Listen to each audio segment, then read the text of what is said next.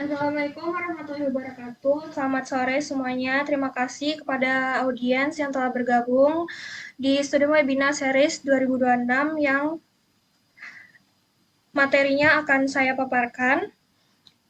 Sebelumnya izinkan perkenalkan, saya Nela Prita Sakina dengan NIM 2422002 dari Program Studi Manajemen Fakultas Ekonomi dan Bisnis Universitas Mulia tahun 2026. Jadi hari ini saya akan membahas mengenai manajemen operasional strategis dari fondasi produksi hingga resiliensi rantai pasok. Jadi tujuan presentasi yang akan saya sampaikan yang pertama pemahaman konsep di mana memahami fondasi strategi, operasi, sistem produksi dan juga manajemen rantai pasok. Dan juga integrasi sistem di mana ERP, Lean, dan juga Six Sigma diterapkan dalam operasi dalam perusahaan, dan juga resiliensi SCM di mana menganalisis strategi ketahanan rantai pasok dalam menghadapi gangguan global. Selanjutnya ada gambaran umum materi yang akan saya sampaikan, di mana saya mengambil 4 materi. Materi pertama yaitu fondasi dan strategi manajemen operasi, di mana ini merupakan dasar-dasar operasi perusahaan mengenai mengubah input menjadi output secara efisien melalui 10 keputusan strategis operasi. Yang kedua, sistem produksi dan juga rantai pasok, di mana ini merupakan jenis sistem produksi, pengelolaan persediaan, AOQ, dan juga safety stock, dan juga alur rantai pasok dari pemasok ke konsumen. Di materi ketiga ada ERP, Lean, dan juga Six Sigma, di mana 3 alat optimasi operasi ini terdiri dari integrasi data, yaitu ERP, eliminasi pemborosan, Lean, dan juga pengendalian kualitas Six Sigma atau DMIC. Dan juga materi keempat yaitu ada supply chain resilience, di mana strategi ini membangun rantai pasok yang tahan gangguan melalui diversifikasi pemasok dan juga digitalisasi.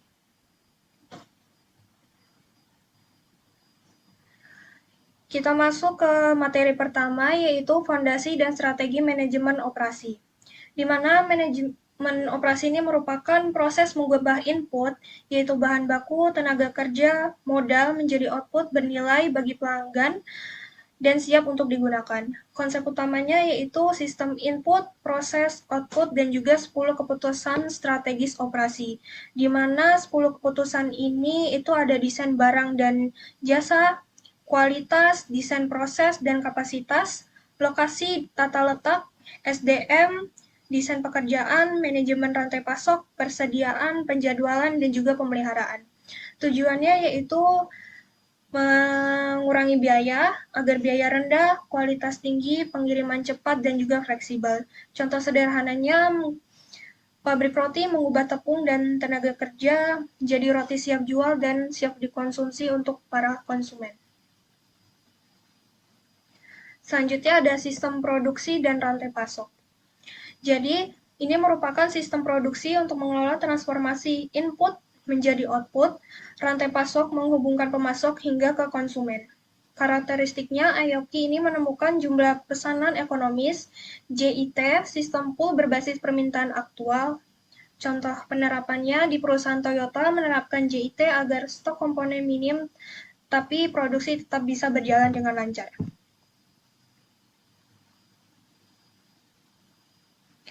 Selanjutnya di materi ketiga ada ERP, Lean, dan juga Six Sigma, di mana integrasi operasional modern ini saling terhubung dan bekerja sama, di mana ERP ini merupakan integrasi data produksi, keuangan, dan juga logistik, dan SDM secara real-time. Yang kedua ada Lean, berfokus untuk menghilangkan aktivitas yang tidak diperlukan dan juga tidak memberikan nilai tambah atau waste, sehingga proses menjadi lebih efisien. Selanjutnya ada Six Sigma, di mana ini menggunakan metode DMIC untuk mengurangi variasi proses dan tingkat kualitas.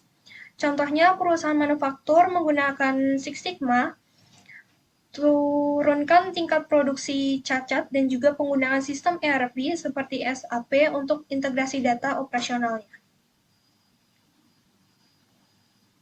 Selanjutnya di materi keempat ada supply chain resilience, di mana ini merupakan kemampuan rantai pasok untuk mengantisipasi, merespon, dan juga pulih dari gangguan tanpa mengurangi kinerja operasional suatu sistem. Strategi utamanya meliputi diversifikasi pemasok, digitalisasi rantai pasok, manajemen resiko, dan juga kolaborasi antar mitra bisnis.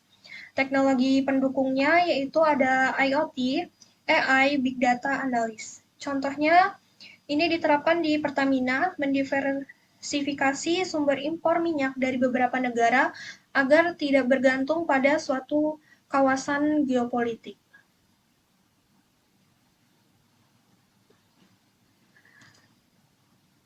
Selanjutnya, saya akan menjelaskan integrasi antar materi di mana fondasi sistem dan strategi manajemen operasi ini menetapkan arah dan tujuan operasi perusahaan itu. Selanjutnya, sistem produksi dan juga rantai pasok ini terjemahkan strategi menjadi alur produksi dan juga distribusi. Selanjutnya ada ERP, Lean, dan juga Six Sigma, di mana ini mengoptimalkan sistem produksi secara efisiensi dan juga kualitas. Dan yang terakhir, Supply Chain Resilience, yaitu melengkapi efisiensi dengan ketahanan krisis. Di sini saya akan menganalisis studi kasus mengenai ketahanan rantai pasok BBM di tengah krisis geopolitik Timur Tengah. Krisis geopolitik Timur Tengah. Jadi latar belakangnya ini merupakan PT Pertamina adalah satu-satunya perusahaan BUMN yang bertanggung jawab mendistribusikan BBM ke seluruh wilayah Indonesia melalui lebih dari 7.000 SPBU dan jaringan depo yang tersebar di seluruh wilayah Indonesia.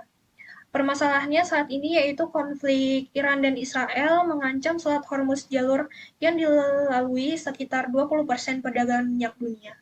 Gangguan di sana ini memicu lonjakan harga minyak global hingga rekor tertinggi dalam 4 tahun terakhir, yaitu Mei 2026, kenaikan premi asuransi dan juga keterlambatan pengiriman yang langsung menekankan rantai pasok BBM domestik. Data pendukungnya yaitu pemerintah mengucurkan 111 triliun subsidi BBM hanya dalam Januari sampai Oktober 2024.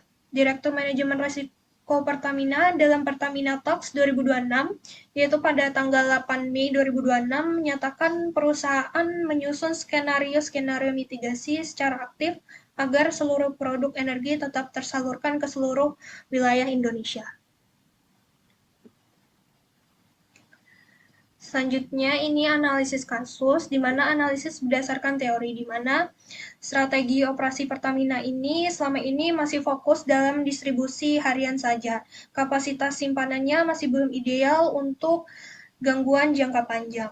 Sejak jadi net importer dari tahun 2008, SCM sangat bergantung pada global meski sumber impor sudah tersebar di beberapa negara seperti Nigeria, Arab Saudi, dan Angola. Selanjutnya, hubungan dengan materi. Yang pertama, fondasi dan juga strategi, di mana fokus distribusi ini hanya fokus pada harian saja, mencerminkan keputusan strategi lokasi dan kapasitas yang belum antisipasi. Ini sesuai dengan materi 1. Yang kedua, rantai pasok, di mana ketergantungan pada pasar global sejak jadi net importer menunjukkan pola alur pemasok dan konsumen yang rentan. Sesuai dengan materi kedua. Yang ketiga, ERP, yaitu pemantauan stok dan distribusi real time ke seluruh SPBU. Ini di materi ketiga. Dan keempat, resiliensi, yaitu skema distribusi berlapis normal dan juga alternatif darurat. Jadi diversifikasi sumber sudah ada, tetapi cadangan strategis yang ada di Indonesia hanya sampai 23 hari saja, masih jauh di bawah standar IEA yaitu 90 hari. Ini merupakan titik lemah utama sistem yang dihadapi oleh Pertamina saat ini. Selanjutnya, rekomendasi solusi Yang pertama, solusi yang saya usulkan yaitu bisa memperkuat kapasitas penyimpanan strategis terutama di luar Jawa, menjaga diversifikasi sumber impor agar tidak bergantung satu kawasan geopolitik saja. Yang ketiga, mempercepat digitalisasi rantai pasok hingga titik distribusi terpencil. Langkah implementasinya bisa membangun fasilitas storage baru terhadap sesuai Peraturan Presiden Nomor 96 Tahun 2024. Ini ditarget di tahun 2035. Memperluas sistem monitoring secara real-time ke seluruh SPBU yang ada di Indonesia, termasuk juga ke wilayah-wilayah terpencil yang ada di Indonesia, dan juga perkuat kerjasama multi-sourcing dengan negara pengekspor. Jadi, kombinasi cadangan besar dan sumber terbaik ini bisa meredam dampak gangguan geopolitik tanpa mengubah struktur distribusi yang sudah berjalan. Oke, selanjutnya saya membuka sesi tanya jawab terkait materi yang telah saya paparkan. Saya ingin bertanya, Mas, silakan. IRP bagus untuk efisiensi harian, tapi bagaimana perannya saat gangguannya bersifat eksternal seperti krisis geopolitik terjadi? Oke, mungkin pertanyaannya bisa saya tampung dulu biar langsung saya jawab. Mungkin bisa pertanyaan selanjutnya. Saya izin bertanya, kalau rekomendasi solusi lebih fokus pada sisi pasokan, menurut Naila sendiri, apakah kebijakan untuk menekan konsumsi BBM melalui transisi energi juga relevan sebagai solusi? Terima kasih. Oke, jadi untuk pertanyaan pertama, tadi itu ERP bagus untuk efisiensi harian, tapi bagaimana perannya saat gangguan bersifat eksternal seperti krisis. Jadi, ERP ini memberikan visibilitas data secara real-time ke seluruh SPBU yang ada di Indonesia dan juga depo yang tersebar di seluruh Indonesia. Sehingga saat terjadi lonjakan harga atau keterlambatan pengiriman, manajemen ini bisa langsung melihat dampaknya dan bisa langsung mengambil keputusan. Alokasi ulang seperti distribusi dengan cepat. Nah, jadi ERP ini tidak mencegah gangguan eksternal, tapi dia mempercepat deteksi dan juga respon internal. Jadi mencegah adanya gangguan atau hambatan yang lebih besar. Baik, terima kasih. Baik, untuk pertanyaan kedua, tadi rekomendasi solusi fokus ke sisi pasokan. Apakah kebijakan ini menekankan konsumsi BBM? Jadi ini sangat relevan sebagai pelengkap dari sisi permintaan.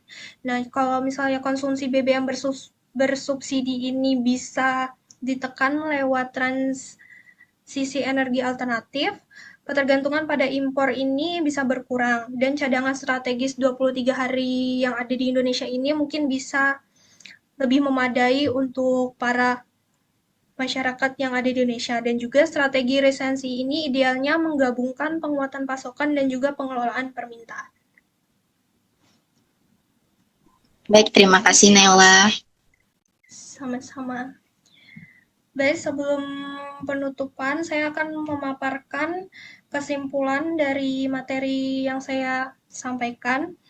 Jadi, strategi operasi harus mempertimbangkan resiko eksternal sejak tahap perencanaan, bukan hanya efisiensi biaya dan kecepatan, tetapi juga skenario gangguan global seperti geopolitik dan fluktuasi harga energi. Selanjutnya, efisiensi sistem produksi dan rantai pasok juga tidak cukup fleksibilitas dan diverifikasi saja, melainkan sumber pasokan sama pentingnya untuk menjaga kelangsungan operasi saat terjadinya guncangan krisis global. ERP, Lean, dan juga Six Sigma berperan sebagai alat deteksi dini dan optimalisasi integrasi data real-time, membantu perusahaan mengidentifikasi penyimpangan sebelum menjadi krisis besar. Dan juga resiliensi dibangun jauh sebelum krisis melalui regulasi dan juga infrastruktur penyimpanan yang terintegrasi. Ini menjadi menjadi bagian terpenting dalam memadai adanya kerentanan nyata. Dan juga mengenai kasus Pertamina menegaskan bahwa ketergantungan pada pasokan eksternal tanpa cadangan strategis yang memadai adalah kerentanan nyata sehingga penguatan cadangan energi dan diversifikasi sumber impor menjadi prioritas ke depannya. Berikut beberapa sumber referensi yang saya gunakan untuk materi hari ini, yaitu ada Sudirman mengenai pengantar manajemen operasional, dan juga ada supply chain digitalization, green supply chain, dan juga supply chain resilience. Ada the implementation of Lean Six Sigma, dan juga beberapa sumber pemerintahan dan juga peraturan Presiden Republik Indonesia nomor 96 tahun 2024 mengenai cadangan penyangga energi. Baik, mungkin yang itu yang bisa saya sampaikan mengenai materi yang saya sampaikan. Mohon maaf apabila ada tutur kata yang masih kurang dan salah dalam menjawab pertanyaan dan menjelaskan materi. Sekian dari saya. Wassalamualaikum warahmatullahi wabarakatuh. Waalaikumsalam warahmatullahi wabarakatuh.